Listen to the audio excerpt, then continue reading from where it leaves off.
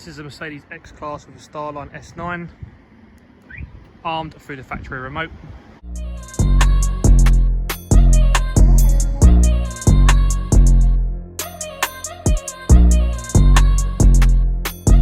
Disarm the system with the factory remote as long as the driver ID tag is present. If we have the driver ID tag with us in the vehicle, once we've unlocked it, the vehicle will start no problem. If we unlock the vehicle and this tag isn't present, unlock the vehicle with no tag present, the vehicle will not start.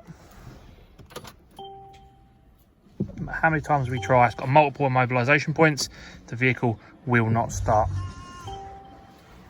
Now the alarm is warning us that it can't see the tag, the hazards are flashing, and in a few seconds the alarm is going to sound. A couple of seconds you're going to hear it. There we go. Hazards are going and the alarm's going off. Again, we're going to show it the tag. Because we've shown it the tag again, now the vehicle will start, no problems.